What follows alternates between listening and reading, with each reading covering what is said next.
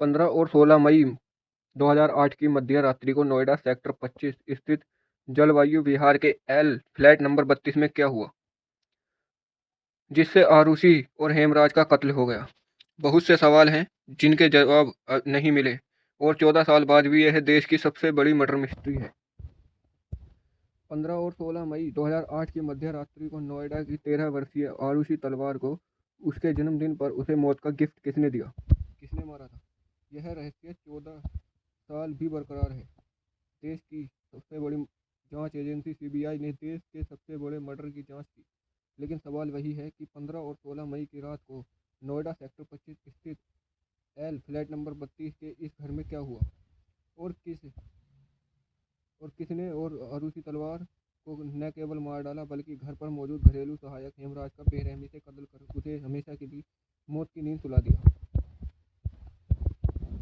आरुषि हत्याकांड को लेकर यूं तो कई सवाल हैं जिनके जवाब शायद ही कभी मिले, क्योंकि इस मामले में शुरुआत से ही नोएडा पुलिस ने लापरवाही बरती।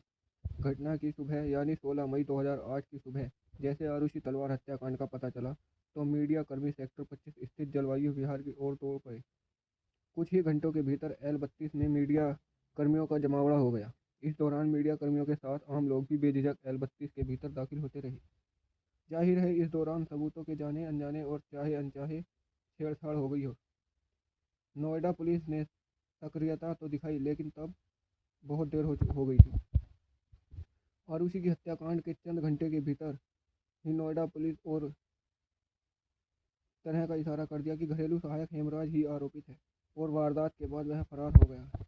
इसके चलते नोएडा पुलिस की कई टीमों ने उसकी तलाश तेज कर दी।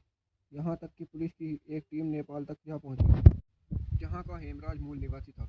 इस थ्योरी पर काम शुरू करने से साथ नोएडा पुलिस अन्य एंगल को भूल गई। अगले दिन यानी 17 मई 2008 को घरेलू सहायक हेमराज का शव घर की छत पर मिला। घटनास्थल से तत्काल फोरेंसिक नमूने नहीं लिए गए, लिहाजा दोनों दिन फ्लैट में जुटी भीड़ के पैरों और हाथों के निशान भी सभी सबूत मिट गए। एक हत्याकांड की जांच की कड़ी में जो काम सबसे पहले होता है उसमें भी नोएडा पुलिस ने लापरवाही बरती। हत्याकांड की जानकारी लगने पर बड़ी तत्परता के साथ नोएडा पुलिस मौके पर तो पहुंची, लेकिन वह घर में घुसी भीड़ को भी नहीं हटा सकी, जिसमें बड़ी संख्या में मीडिया कर्मी थे। इसके साथ नोएडा पुलिस ने जांच की शुरुआत में ही वह काम नहीं किया जो उसे तत्काल करना चाहिए था। घर पर पहुंची नोएडा पुलिस ने न तो खून के नमूने लिए और न ही खून से सनी चादर और गद्दों को पुलिस ने सीज किया, जिस पर आरुषि तलवार का शव मिला था। नोएडा पुलिस अगर 16 मई 2008 की सुबह छत पर जाने की जहमत उठाती तो शायद जांच की दिशा ही बदल जाती। दरअसल नोएडा पुलिस ने मान लिया कि हेमराज ही आरुषि तलवार का मर्डर करके फरार हुआ है, जबकि अगले दिन उसकी लाश छत पर मिली। हैरत की बात यह है कि नोएडा पुलिस ने घर की छत पर जाने वाली सीढ़ियों पर गिरी खून की बूंदें तक नहीं देखी। वहीं छत के दरवाजे और उसमें लगाए गए ताले पर भी खून से सने हाथों के निशान साफ साफ दिखाई दे रहे थे। आरुषि हेमराज हत्याकांड देश की सबसे बड़ी मर्डर मिस्ट्री इसलिए भी बन गई क्योंकि नोएडा पुलिस एक एक कर कई लापरवाही कर बैठी। पहले नोएडा पुलिस ने शुरुआत में सबूत इकट्ठा करने में लापरवाही दिखाई। रही सही कसर देरी ने कर दी। 16 मई 2008 को आरुषि का शव एल 32 स्थित घर पर मिला था।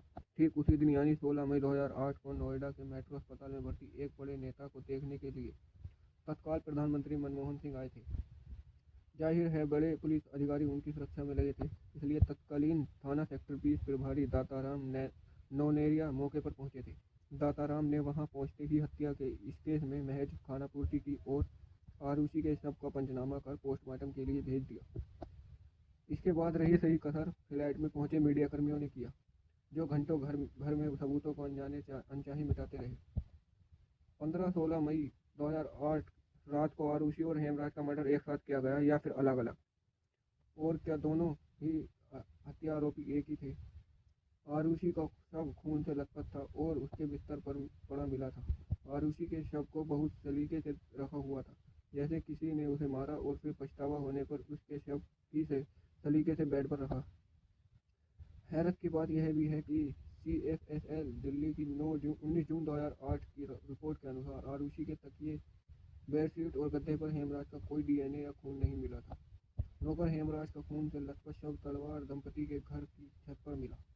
दोनों की हत्या गला काटकर और सिर पर किसी भारी चीज से वार की गई थी। हथियार की बरामदी पर सवाल उठा कायम है। आज आरुषि के मां नुपुर तलवार और पिता राजेश तलवार फ्लैट के दूसरे कमरे में सो रहे थे। उन्हें आरुषि के चीखने की आवाज़ तक नहीं आई, जबकि आरुषि पर कई वार किए गए थे। घटना की रात यानी 15 से 16 मई की रात L32 फ्लैट में राजेश नुपुर, आरुषि तलवार और हेमराज के अलावा कोई और भी नहीं था। इसका पता आज तक नहीं चला, जबकि इन चारों में से 2 का कत्ल हुआ। एक पल को मान भी लिया जाए कि आरुषि को किन्हीं वजह से हेमराज ने मारा, तो हेमराज को किसने और क्यों मारा? तलवार दंपति की छत पर जहां हेमराज का खून से लथपथ शव मिला था, वहीं दीवार पर खून से सने हाथ के पंजे का निशान भी मिला था। पंजे का निशान कातिल का हो सकता है कि नोएडा के जलवायु विहार के L32 फ्लैट में 15 से 16 मई 2008 की रात राजेश तलवार और नुपुर तलवार की आरुषि हेमराज का मर्डर हो गया था।